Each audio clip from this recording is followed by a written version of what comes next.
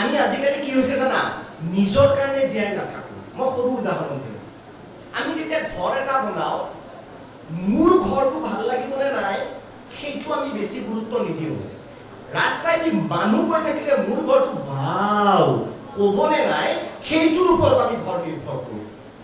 আমাৰ মন পছন্দৰ কাপোৰ আমি নিপিন্ধো মই এইকাৰণে কাপোৰযোৰ পিন্ধো যে মোৰ কাপোৰযোৰ পিন্ধি চাৰিটাই মোৰ ফালে চাবনে নাই মোৰ ইনষ্টাৰ ফটোত 20টা লাভ ৰেট আহিবনে নাই মই কাপোৰযোৰ মোক ভাল লাগে নিপিন্ধো হয়নে নহয় আমি ফটো এইকাৰণে উঠো কিহৰ কাৰণে উঠো ফটো বিউটি প্লাছ এজনী ছোৱালীৰ লগত সেলফি উঠিলে মইতো নিজকে চিনি পোৱা কোনে আহিলো ইমান ধুনীয়া ল'ৰা পৃথিৱীত আছেনে সঁচাই কৈছে নহয়তো আপুনিহে মই নহয় মই মানে ক'লা অলপ কৈছে নাই ছাৰ বিউটি প্লাছত মই এইটোকে এবাৰ আগতে কিয় আৱিষ্কাৰ হ'ল মই মুম্বাইতে গৈছিল অৰ্থাৎ মই মোৰ কাৰণে জীয়াই থকা নাই মই কাৰ কাৰণে জীয়াই আছো আনৰ বাবে জীয়াই আছো never live your life for others live your life for yourself where you can find happiness তুমি যদি হিমালয়ৰ টুকুটো যদি কৈ ধ্যানমগ্ন যোগী হৈ শান্তি লাভ কৰা you go there you feel happy in life মই তেনেকুৱাই মন্ত্ৰ মই ৰিটায়াৰমেন্ট প্ল্যান ৰাখি ৰাখি যদিও আমাৰ চাকৰি নাই পেনশন নাই উকিলেতো পেনশন নাপায় এটা পাৰ্টিকুলাৰ টাইম মই যে পাহাৰৰ মাজে যে নিজৰা বৈ যায় কুঁৱলী চুঁৱলী বাৰে বৰ ভাল লাগে তাতে কেটলি দি চাহ বনাই গৰম গৰম ৰাতিপুৱা টেণ্টৰ পৰা ওলাই এটা ৰিটায়াৰমেন্ট প্ল্যান বনাই থৈছো বৰ মাটি দখল কৰিম আকৌ ইভিকশ্যন হৈ যাব চৰকাৰী আচ্ছা যিয়ে নহওক গতিকে live your life which you will make happy কথাটো বুজি পাইছা এজন ফটোগ্ৰাফাৰে দোকানৰ সন্মুখত এখন বোৰ্ডিং লগালে বোৰ্ডিংটো কি যে আপুনি নিজৰ দৰে দেখাৰ ফটো উঠিবলৈ 30 টকা অৰ্থাৎ আপুনি তেনেকুৱা ফটো এখন উঠিবলৈ কিমান টকা 30 টকা আপুনি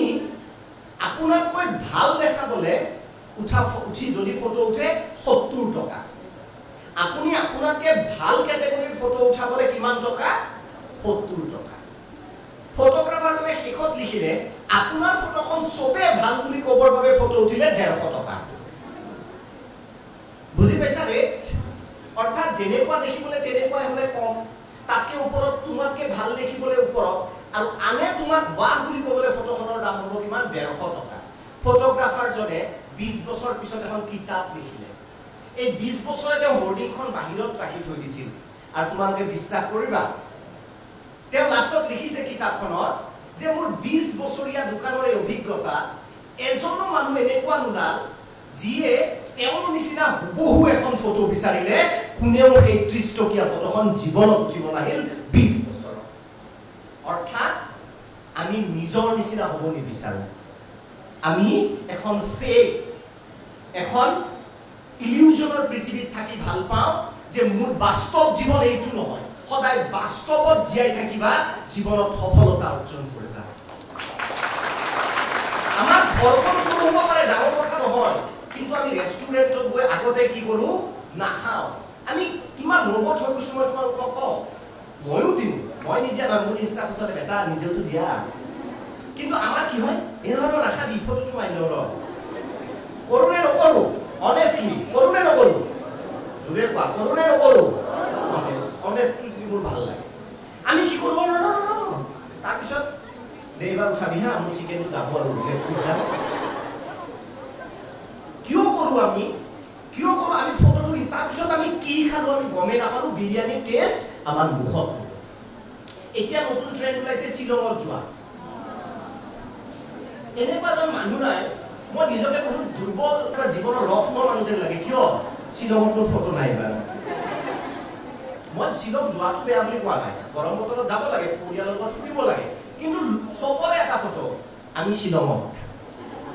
এজনে দিছে শ্বিলঙত ছাতি নোলোৱাকে থাকিব পাৰিনে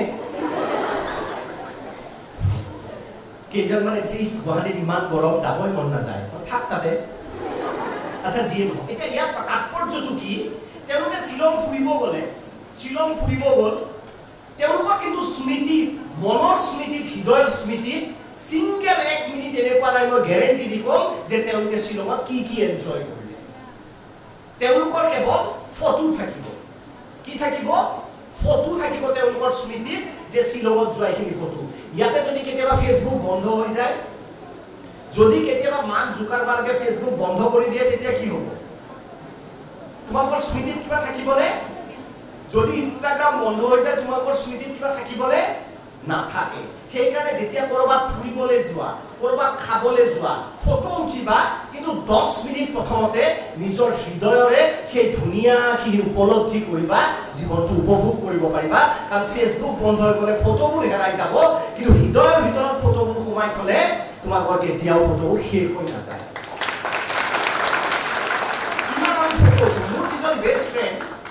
মোৰ লগৰ ল'ৰা যিজন আমাৰ প্ৰায় 25 বছৰ হ'ল আজি 4 দিন আগতে বন্ধুত্বৰ কলেজীয়া দিনত প্ৰথম দিনা আমি লগ পাইছিলো 25 বছৰ আগতে আমাৰ মাত্ৰ 3খন ফটো আছে কেইখন ফটো আছে কাৰণ তুমি যিজনৰ লগত ইমান স্মৃতি আছে তাৰ মোৰ লগত যে মই ফটো উঠিবলৈ আমি কিন্তু কিছুমানৰ লগত ইমান ফটো উঠো কিন্তু তেওঁলোকৰ লগত এটা দিনলৈ আমাৰ স্মৃতি নাই সেইকাৰণে এটা কথা মনত ৰাখিবা আজি মনত কৰা ভাবা নিজকে তোমাৰ যিজন বেষ্ট ফ্ৰেণ্ড আছে তাৰ লগত তোমাৰ কেইখন ফটো আছে নিজৰ বেষ্ট ফ্ৰেণ্ডৰ লগত 2-3খন ফটোৰ বাহিৰে ফটো নাথাকে সেইকাৰণে এই স্মৃতিবোৰ তোমালোকে নিজৰ বাবে ৰাখিবা নিজক ভাল পাবলৈ জীয়াই থাকিবা